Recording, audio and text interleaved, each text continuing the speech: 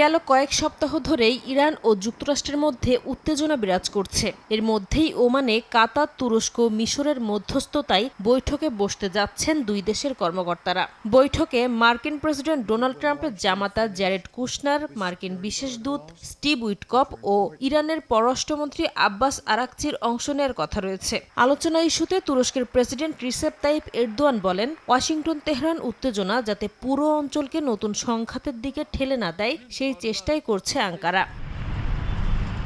এর আগে দুদেশের মধ্যে উত্তেজনা নিরসনে একটি কাঠামোগত প্রস্তাব তুলে ধরে মধ্যস্থতাকারী কাতার, মিশর ও তুরস্ক। আল জাজিরা জানায়, প্রস্তাবিত কাঠামোতে ইরানকে ৩ বছরের জন্য সম্পূর্ণভাবে ইউরেনিয়াম সমৃদ্ধকরণ বন্ধ করতে বলা হয়েছে।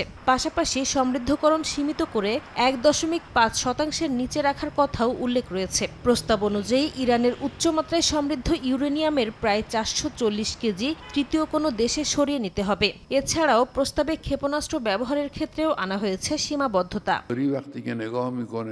এদিকে আলোচনায় রাজি হলেও দুই দেশের মধ্যে হুঁশিয়ারি পাল্টা হুঁশিয়ারি অব্যাহত রয়েছে। বৃহস্পতিবার ইরানের সর্বোচ্চ ধর্মীয় নেতা আয়াতুল্লাহ আলী খামেনিকে সতর্ক করেন মার্কিন প্রেসিডেন্ট। খামেনির চিন্তিত থাকা উচিত উল্লেখ করে সমঝোতা না হলে পরিস্থিতি আরও ভয়াবহ হতে পারে বলে হুঁশিয়ারি দেন তিনি। তবে ইরানের সেনাবাহিনী স্পষ্ট জানিয়ে দিয়েছে, যুদ্ধ চাপিয়ে দেয়া হলে তার জবাব দিতে প্রস্তুত তেহরান।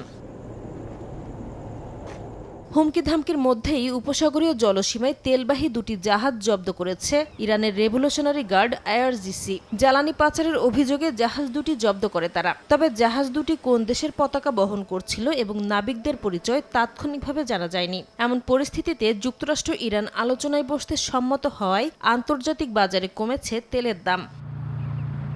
নাসরিন রুমি, সময় সংবাদ।